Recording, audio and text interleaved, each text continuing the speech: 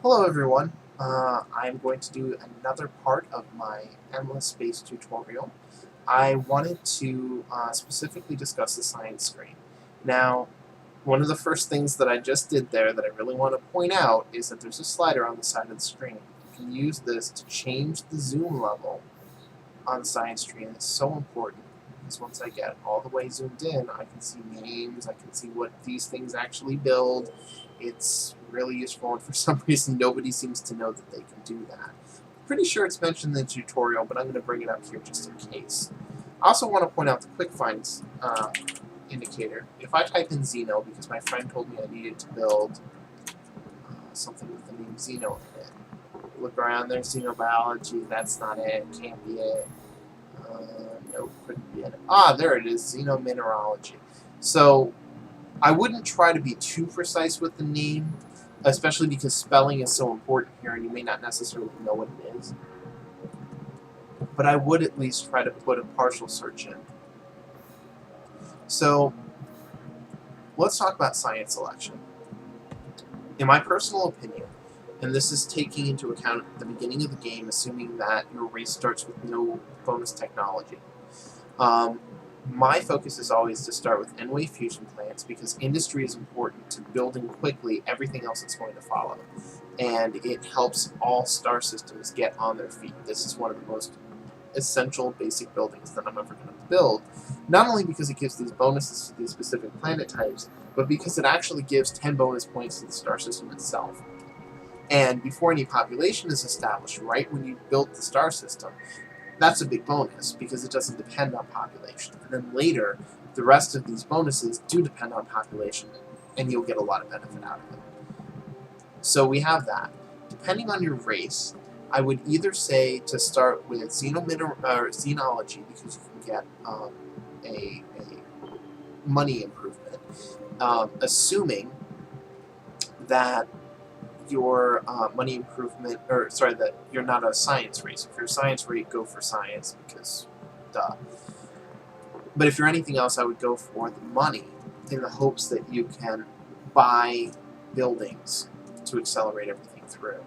And then if you are not building science, if you go industry, money, then go science, and the last thing you want to discover is this.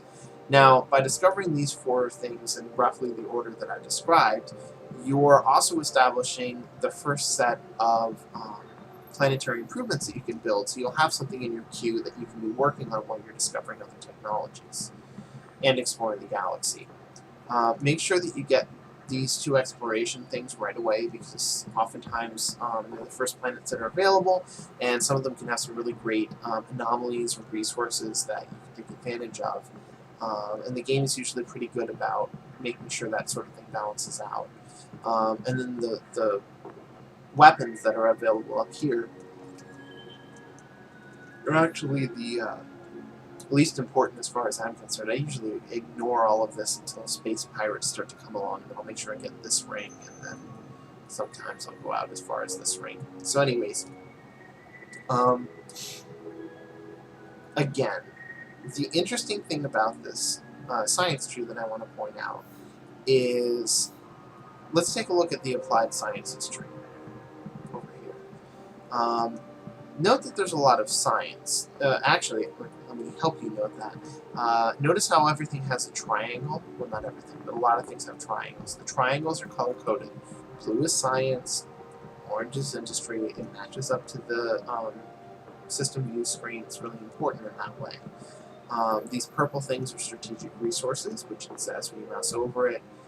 These icons with the red square indicate support modules for ships. The specific little stars are for empire improvements, and the type of empire improvement is actually indicated by the star color. So this thing is very well organized, which is one of the most important reasons to zoom all the way the freak in. One of the things worth mentioning is right here, planetary exploitation. If you discover this technology, all planetary exploitations of the industrial type will automatically be upgraded to this at no cost to you or no time wasted. It's an automatic instant improvement all the way. It is huge. I love these upgrades to planetary exploitations. They're huge. So what I really want to point out is that in this applied sciences tree, we've got some industry, we've got some science. It looks like you've got pretty much everything you need to keep going. Well, so you start exploring along this tree, you do nothing else. Well, what have you missed out on? Well, we've missed out on the ability to colonize additional planet types. We've missed out on luxury resources, which would be very valuable. We've missed out on the potential to build up money. And we've also limited our own population growth to anything that's one of these 4 planet types. So the game has been very, very well balanced to make sure that if you go down only one tree, you're really going to get punished. And you're going to get punished severely. So the science selection tree is based on your needs at any given point in time. And so I can give you a rough outline of kind of how my game goes. So I'll start off with the technologies that I described. And then I'll usually come over here and make sure that I pick up this for the exportation. And then I'll start getting some stuff over here, and then a little bit down here. And right about the time that you get to the applied Kashmir effect, you gain the ability to go through wormholes. What does this do? Well, wormholes, as you should know, wispy lines allow you to travel to other sections of the galaxy, and they're essentially a technology barrier to help prevent the Hisho from just swarming all over new players at the beginning of the game and making them their bitch. What it also does is it allows for expansion disapproval bonuses. I know a negative isn't generally seen as a bonus, but in this particular case it takes away unhappiness caused by overexpansion. And there's a couple more iterations of this throughout the tree, which are unimportant, but by getting this is the first thing that you're probably going to end up with that's going to give you a bonus to approval rating. Once that comes about, I almost always try to rush botanical scanning, assuming that I'm not desperate for money or I'm not desperate for scientific research. By getting the bonus to approval, since this only does so much, it allows me to compensate for overpopulation, it allows me to compensate for the expansion. And so at that point I'll start fiddling around in this tree a little bit more, and then I usually come over here and make sure I'm discovering some more information here. And since I've opened up wormholes, pirates are now an issue, so I've started doing some stuff along here. And part of my strategy, especially as a scientific race, is by rushing. Generally speaking, when I start the game, I have isolation seals, this one, and this one. I have these 3 technologies pre-researched. They come that way as part of the race deal. That means that non-baryonic particles over here is the next thing available in terms of science.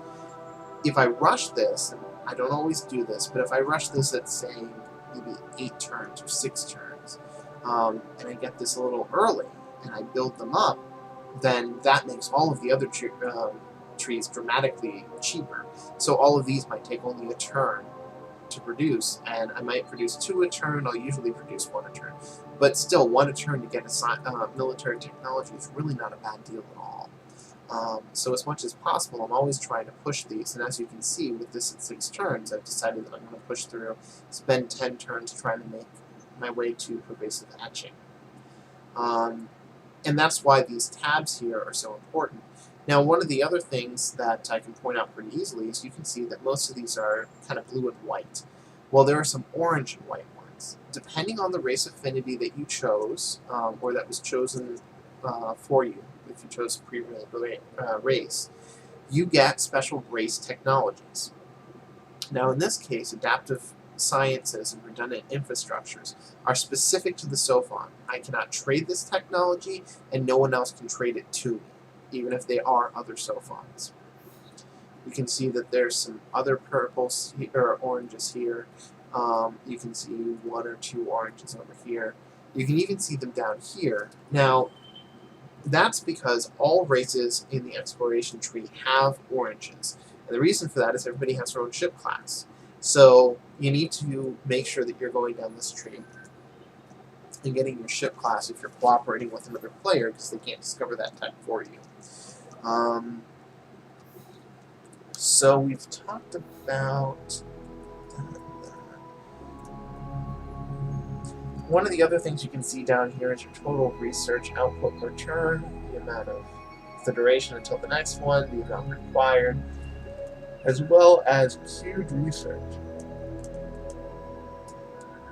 The queued research allows me to see what's already coming up, and I can actually see that by zooming out. Anything that's yellow has been, or I'm sorry, not yellow, green has been queued, and anything that is yellow is science that's available. And it's gray, we have to do some more work to get to. So, I also want to note that there are some victory conditions that are established in here. Let's talk about the exploration victory first. The Invulnerable Empire, when you discover this technology, it allows you to build this particular building, and once you build it 5 times in 5 different star systems, you win the game. It's as simple as that. It's actually a pretty easy victory to get, very straightforward, and I think it requires some of the least amount of effort in the game. I mean, I could spend some time right now and try to rush through this and get to 25 turns, or get it done in 25 turns from building. Compare that out here to extreme consumption. The end of the diplomacy and trading tree is actually towards scientific victory. Why is it towards scientific victory? That's kind of odd. Oh, Jesus H. Christ, it costs 499 turns to get the Shrine of Heroes.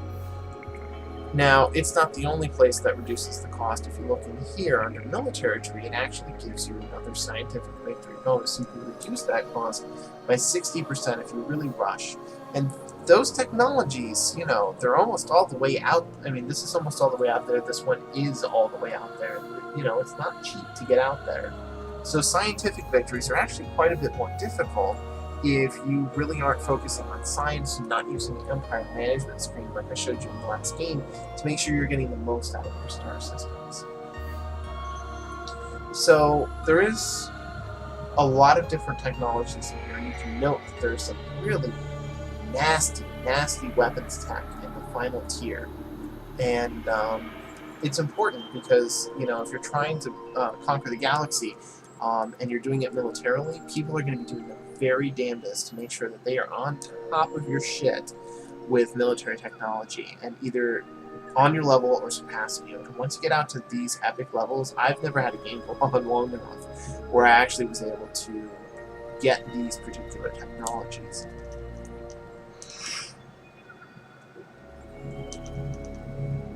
But that said, since I'm a military or science race, I tend to just stay away from all this. There's no real point to it. I mean, it's interesting because you can get luxury resources from this tree. Every single tree has luxury resources that you discover at different points of different values.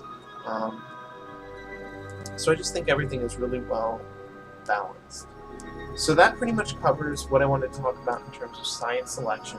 I would spend some time, especially before you go play with anyone else, making sure that you go through this tree a couple times, maybe even playing the science race just so you can produce stuff quickly and see the kinds of effects that it has. But spend some time looking at this because there's a lot of interesting pieces in here. Like, for example, if you're a diplomacy race, this particular technology, bonuses for the number of allies per system. So if you're the amoebas and you've established allies, you get huge bonuses to trade, and you become a science and money warehouse. You just produce tons and tons and tons of it. So there's a lot of excellent stuff in here, some really, really interesting technologies, and wish you guys luck.